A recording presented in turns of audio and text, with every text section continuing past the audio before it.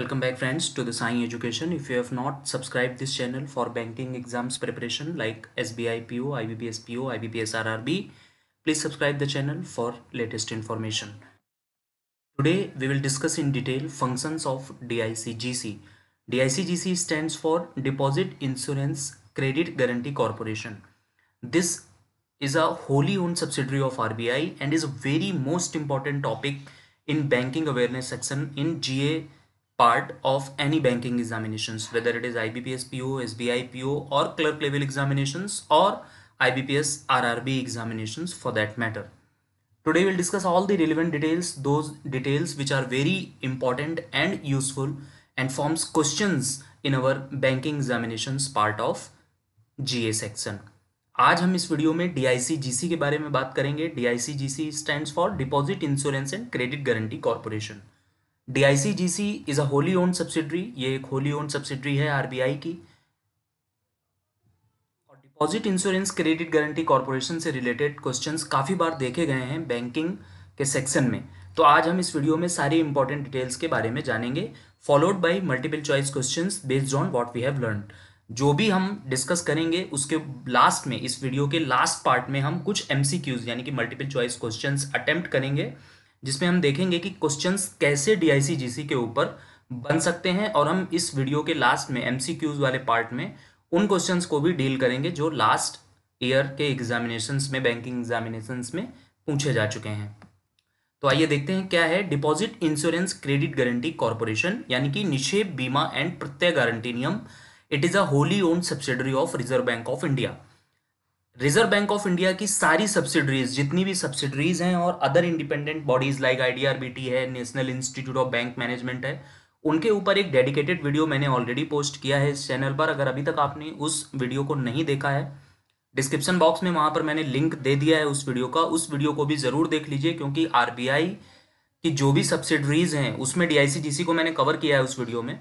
और जो independent bodies हैं, those bodies which are set up by RBI are very most important for banking examinations from the point of view of examinations in GA section. तो अगर अभी तक आपने उस वीडियो को नहीं देखा है तो उसको देख लीजिए, डिस्क्रिप्शन में आपको उसका लिंक मिल जाएगा. DICGC is one of the wholly owned subsidiary of Reserve Bank of India. It was stabilized on 15th July 1978 under Deposit Insurance and Credit Guarantee Corporation Act 1961 to provide insurance of deposits. Mainly DICGC का काम क्या है? Why DICGC was stabilized? DICGC was stabilized to provide insurance of deposit. जो आम public का deposit पैसा जो रहता है बैंकों के पास, in case of bank run, in case of closure of bank, या अदर वर्ड्स में कहें in case of liquidation of bank, कोई बैंक अगर लिक्विडेट होता है, इन दैट सिचुएशन जो डिपॉजिटर्स हैं, जो आम पब्लिक है, हम और आप जो बैंक में अपना पैसा रखते हैं, उनकी जो पैसा है, उनकी जो जमा पूंजी है, उसको सेफगार्ड करने के लिए DICGC की स्थापना रिजर्व बैंक ऑफ इंडिया ने करी थी. It is a insurance provider to the depositors. जो हमारा डिपॉजिट है, जो हमारा पैसा बैंक में है, उसको इंश्योरेंस प्रोवाइड करता है DICGC. आगे के डिटेल देखते हैं इसके. What does the DICGC ensure? जैसा कि मैंने आपको बताया, DICGC क्या इंश्योर करता है? The DICGC insures all deposits such as savings, fixed, current, recurring etcetera deposit except the following types of deposit. यहां पर देखिए क्या कह रहा है, DICGC insures all types of deposit. जो भी है आपका सेविंग अकाउंट में, जो भी that is insured by DICGC. Current account है आपका, करंट अकाउंट में आपका जो पैसा पड़ा हुआ है, that is being insured by the DICGC. कोई आपकी FD है, कोई आपका रिकरिंग डिपॉजिट है, that is insured by DICGC except the following types of deposits. Following types of जो डिपॉजिट्स हैं ये इंश्योर्ड नहीं करता है DICGC. कौन कौन से हैं वो? Deposits of foreign governments, deposit of central and state government, interbank deposit. Interbank deposits में जो एक बैंक अपना डिपॉजिट रखता है किसी दूसरे बैंक में, that is not insured by DICGC. Deposit of state land development bank with the state cooperative bank. State cooperative bank में जो स्टेट लैंड डेवलपमेंट बैंक होते हैं वो अपना जो डिपॉजिट रखते हैं, that is not insured by DICGC. Any amount due on account of and deposit received outside the India. Any amount which has been specifically exempted by the corporation with the previous approval of reserve bank of India.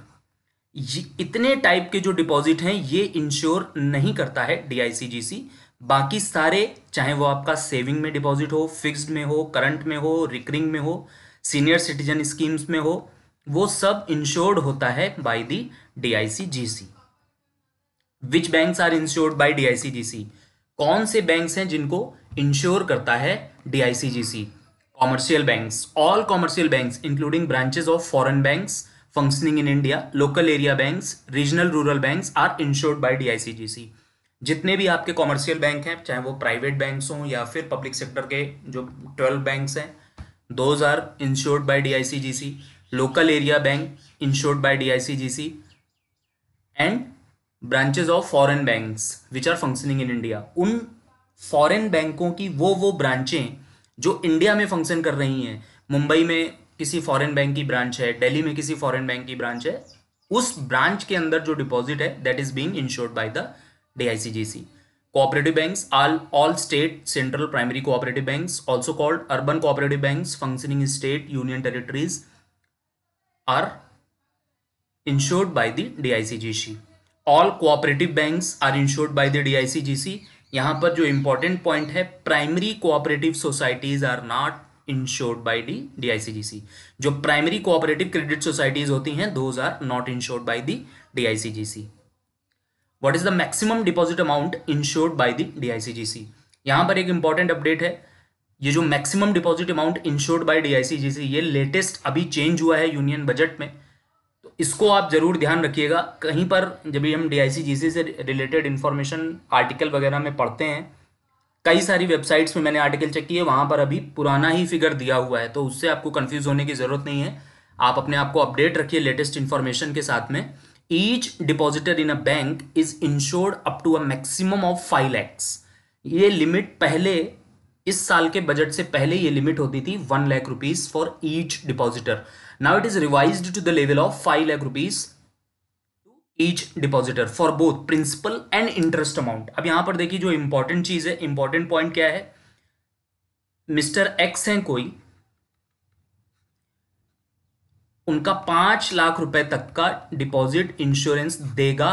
कौन देगा? DICGC देगा in case of closure of the bank. यहां पर सिर्फ principal ही ensure नहीं करता है DICGC, उस प्रिंसिपल के ऊपर जो आपका इंटरेस्ट एक्योर्ड है that is being also insured by the DICGC. Suppose that कि मिस्टर एक्स ने एक एफडी कराई 4,60,000 रुपए की, ठीक है, कभी कराई ये एफडी? इन्होंने करा दी मान लीजिए सितंबर 2019 में, और अप्रैल 2020 में इनका बैंक जो है लिक्विडेट हो गया, बंद हो गया। अभी सितंबर 19 में जो इन्होंने एफडी कराई थी 4,60,000 रुपए की, उसमें इंटरेस्ट ऐड होकर के, फॉर एग्जांपल मैं बोल रहा हूं, उसमें इनको इंटरेस्ट मिल गया 40,000, तो टोटल इनका डिपॉजिट कितना हो गया? प्रेजेंट वैल्यू कितनी हो गई? 5 लाख। अप्रैल 2020 में जब इनका बैंक क्लोज हुआ, तो डीआईसीजीसी सिर्फ ये नहीं कहेगा कि your principal amount is only insured 4,60,000 plus this, ये जो इनको 40,000 जो इनका इंटरेस्ट अर्न हुआ है उस प्रिंसिपल पे, ये भी कवर करता है DICGC, subject to the upper limit, जो सीलिंग लिमिट है 5 लाख की। अगर यही इनका इंटरेस्ट 50,000 होता और इनका जो प्रेजेंट वैल्यू होता है एफडी का वो 5,10,000 हो जाता एज ऑन अप्रैल 2020, तो डीआईसीजीसी इनको सिर्फ 5 लाख रुपए देता, ना कि 5,10,000। अगर 5 लाख से कम में जो भी लिमिट होगी, वो चाहे प्रिंसिपल हो या इंटरेस्ट हो, वो दोनों डीआईसीजीसी कवर करता है, प्रिंसिपल प्लस इंटरेस्ट, ठीक है। तो प्रिंसिपल भी करता है, इंटरेस्ट भी करता है, और टोटल लिमिट कितनी है? ये लिमिट रिसेंटली चेंज हुई है, ये 1 लाख थी पहले, अभी इसको लेटेस्ट बजट में 5 लाख कर दिया गया है। What is the ceiling on amount of insured deposits kept by one person in different branches of a bank? यहां पर क्या बात हो रही है कि एक बैंक है कोई, सपोज XYZ बैंक है, एक XYZ बैंक है, इसकी 2 ब्रांचेस हैं, ब्रांच 1 एंड ब्रांच 2। इस XYZ की 2 ब्रांचों में, ब्रांच 1 और ब्रांच 2 में, मिस्टर एक्स की 2 एफडीज हैं। ब्रांच 1 में 4 लाख की एफडी और ब्रांच 2 में 5 लाख की एफडी। अब यहां पर क्वेश्चन ये पूछा जा रहा है कि अगर इन केस ये बैंक लिक्विडेट हो जाता है तो क्या ये 4 लाख और ये 5 लाख दोनों अलग अलग मिस्टर एक्स को मिल जाएंगे, क्योंकि ये दोनों उस 5 लाख की लिमिट में आ रहे हैं। तो इसका आंसर होगा नहीं। इसको डीआईसीजीसी क्लेम सेटल करने से पहले एग्रीगेट कर देगा, मतलब ये टोटल 9 लाख की इनकी एफडीज हैं उस बैंक के अंदर, तो इनको मैक्सिमम 5 लाख का ही इंश्योरेंस कवर मिलेगा। आंसर देख लेते हैं। The deposits kept in different branches of a bank are aggregated for the purpose of insurance cover and maximum amount of up to rupees 5 lakh is paid। वही बात यहां पर कही जा रही है कि आपकी किसी 2 ब्रांचों में आपने 4-4 लाख 5-5 लाख रुपया रखा हुआ था, तो ऐसा नहीं होगा कि आपको एक ब्रांच का 5 लाख कवर, दूसरी ब्रांच का 5 लाख कवर, वैसा नहीं होगा। वो एग्रीगेट करके आपको मैक्सिमम सीलिंग जो है 5 लाख ही मिलेगी। Does the DICGC insure just on an account और बोथ प्रिंसिपल एंड एक्यूर्ड इंटरेस्ट? ये सेम चीज हम लोगों ने डिस्कस कर ली है। इसका आंसर देख लेते हैं। The DICGC insures principals and interest up to a maximum amount of rupees 5 lakh. सिर्फ ऐसा नहीं है कि डीआईसीजीसी जो है वो सिर्फ और सिर्फ प्रिंसिपल इंश्योर करता है, principal plus interest subject to that maximum limit of 5 lakh. उसके ऊपर नहीं जाएगा, उससे नीचे जो भी है वो आपका प्रिंसिपल इंटरेस्ट दोनों को कवर करेगा। Are deposits in different bank separately insured? अब यहां पर एक बात कही जा रही है कि सपोज दैट मिस्टर एक्स, इनकी 2 बैंकों में एफडी हैं, बैंक 1 और बैंक 2, और ये दोनों bank suppose that same date पर बंद हो जाते हैं, लिक्विडेट हो जाते हैं। मिस्टर एक्स की इन दोनों बैंकों में 5-5 लाख की एफडी है। तो अब क्या होगा, ये दोनों बैंक एक साथ बंद हो गए इन केस, और मिस्टर एक्स की दोनों बैंकों में उनके सेम नाम से एफडीज हैं 5-5 लाख की। तो यहां पर क्वेश्चन ये पूछा जा रहा है कि are deposits in different bank separately insured? The answer is yes. If you have deposits with more than one bank, deposit insurance coverage limit is applied separately to the deposits in each bank. आपका किसी एक bank में 5 लाख है, दूसरे bank में 5 लाख है, तीसरे bank में 5 लाख है, और वो तीनों बैंक बंद हो जाते हैं, तो आपको 15 लाख रुपए का कवरेज मिल जाएगा अगर वो तीनों बैंक कवर्ड हैं, इंश्योर्ड हैं बाय द डीआईसीजीसी। ये आप कैसे चेक करेंगे कि आप जिस बैंक में अकाउंट ओपन कर रहे हैं या एफडी अपनी कर रहे हैं वो कवर्ड है या नहीं है डीआईसीजीसी से? डीआईसीजीसी की वेबसाइट पर जाइए, वहां पर आपको इंश्योर्ड बैंक्स की लिस्ट मिल जाएगी। Who page the cost of deposits insurance? अब ये जो डीआईसीजीसी इंश्योरेंस प्रोवाइड करता है, तो डीआईसीजीसी यहां पर कोई चैरिटी नहीं कर रहा है, डीआईसीजीसी इसका प्रीमियम लेता है जो इंश्योरेंस वो प्रोवाइड। जैसे इंश्योरेंस कंपनियां क्या करती हैं, आपसे प्रीमियम लेती हैं, और इन केस कुछ मिस हैपनिंग होती है तो वो आपको कवरेज देती हैं। सेम फंडा यहां पर डीआईसीजीसी का है कि वो सारे बैंकों से उनके टोटल डिपॉजिट पर, उनकी सारी ब्रांचेस को एग्रीगेट करके जो टोटल डिपॉजिट बना उस पर कुछ प्रीमियम लेती हैं। अब ये प्रीमियम करोड़ों में होता है। ये प्रीमियम पे कौन करेगा? ये प्रीमियम इंडिविजुअल डिपॉजिटर को पे करना होगा या फिर ये प्रीमियम बैंक द्वारा पे किया जाएगा? इसके लिए आरबीआई की क्या गाइडलाइंस है? Deposit insurance premium is born entirely bye the insured bank. जो भी बैंक है, जो डीआईसीजीसी जिसको इंश्योरेंस दे रहा है, जिस बैंक के डिपॉजिटर्स को इंश्योरेंस 5 लाख का दिया जा रहा है बाय द डीआईसीजीसी, आरबीआई की स्ट्रिक्ट गाइडलाइंस है, जो भी प्रीमियम होगा that has to be borne by the insured bank. जो भी होगा वो 100% पूरा का पूरा उस बैंक को ही बियर करना होगा। वो आप अपने इंडिविजुअल डिपॉजिटर को पास ऑन नहीं कर सकते हैं कि ये हमने प्रीमियम पे किया है आपका पैसा सुरक्षित रखने के लिए, तो ये डिपॉजिटर को देना होगा। ये बैंक ऐसा नहीं कर सकते हैं। इसके ऊपर आरबीआई की बिल्कुल स्ट्रिक्ट गाइडलाइंस हैं। Deposit insurance premium is born entirely bye the insured bank. List of insured bank यहां पर एक बार देख लेते हैं कौन कौन से बैंक हैं insured by the DICGC. Public sector banks 12, private sector 22, foreign banks 46। Foreign banks means जिन फॉरेन बैंक्स की ब्रांचेस इंडिया में फंक्शन कर रही हैं। Small finance bank, payment bank, regional rural, local area, state cooperative, district, urban cooperative. ये मैं list आपको दिखा रहा हूं 12 पब्लिक सेक्टर के बैंक, नेशनलाइज्ड बैंक, जो कि इंश्योर किए जा रहे हैं डीआईसीजीसी के द्वारा। यहां पर कंफ्यूज होने की जरूरत नहीं है। Because of merger there are only 12 banks now ऐसा नहीं है। अब आप सोच रहे हैं कि Syndicate Bank is not insured, क्योंकि सिंडिकेट बैंक का इसमें नाम नहीं है, आंध्रा बैंक का इसमें नाम नहीं है। Andhra bank is merged in union bank of India, इस वजह से यहां पर आंध्रा बैंक का नाम नहीं है। मर्जर हो चुका है बैंक्स का। As at present there are only 12 public sector bank, 12 government banks functioning in India. वो सारे के सारे कवर्ड हैं डीआईसीजीसी में।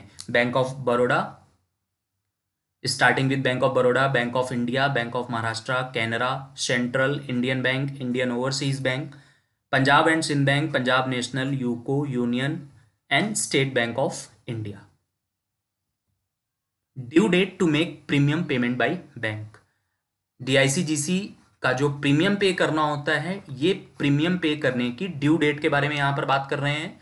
Insured banks are given 2 month time period to make premium payment to DICGC on its total deposits. In case of delay in premium payment, banks are liable to pay penal interest at 8%. अगर आप उस time frame में, जो time frame DICGC ने निर्धारित किया है, उसमें आप प्रीमियम पेमेंट नहीं करते हैं, इन दैट केस जो भी करस्पॉन्डिंग इंश्योर्ड बैंक है उस पर 8% का पेनल इंटरेस्ट लगाता है DICGC. The above bank rate from the beginning of the financial year till the date of payment. Hence, it is in bank own interest to pay premium within due date. अब यहाँ पर हम कुछ multiple choice questions के बारे में बात करेंगे, जो भी हमने डीआईसीजीसी से जुड़ा हुआ डिटेल, डीआईसीजीसी का जो भी इंपॉर्टेंट एंड रेलिवेंट इंफॉर्मेशन जो भी हमने देखी है उसके बारे में। What does G stands for DICGC? अभी डीआईसीजीसी का फुल फॉर्म एक बार फिर से देख लेते हैं। Deposit insurance credit guarantee corporation. Now what does ji stands for in DICGC? Guarantee. Where is the headquarter of DICGC located? DICGC is located in the city of Mumbai. Where is the headquarter? The answer is Mumbai. Who is the chairman of DICGC? DICGC के chairman कौन है? Doctor MD Patra. Which of the following type of deposit is not insured by DICGC? Starting में इस video के हम लोगों ने discuss किया था। Balance kept in saving account insured, balance kept in current account insured, recurring deposit insured, deposit of central and state government not insured. Means this is the right option, this is our answer for this question, क्योंकि question में पूछ रहा है which of the following type of deposit is not insured by the DICGC.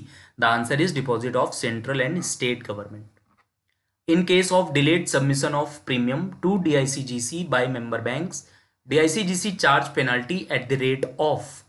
यहाँ पर बात की जा रही है कि इन केस जो भी इंश्योर्ड बैंक हैं वो अपना premium with in that time limit of 2 months नहीं पे करते हैं डीआईसीजीसी को, तो उन पर डीआईसीजीसी के द्वारा कितने % का पेनल इंटरेस्ट लगाया जाता है। हमने बात किया इसके बारे में। Penal interest at the rate of 8% will be applicable from due date to the date of payment. Which of the following are not insured by the DICGC? DICGC इनमें से किसको इंश्योर नहीं करता है? Commercial banks are insured by the DICGC, cooperative banks are insured by the DICGC, primary cooperative societies are not insured by the DICGC। तो हमारा correct answer इस question का हो जाएगा primary cooperative societies. Thanks for the watching this video. I think I have cleared, I have mentioned all the relevant information of DICGC, which is very important from our exam point of view. In case you have liked the video, please like and share with the friends. If you, in case you have not subscribed the channel, subscribe it now. Thank you.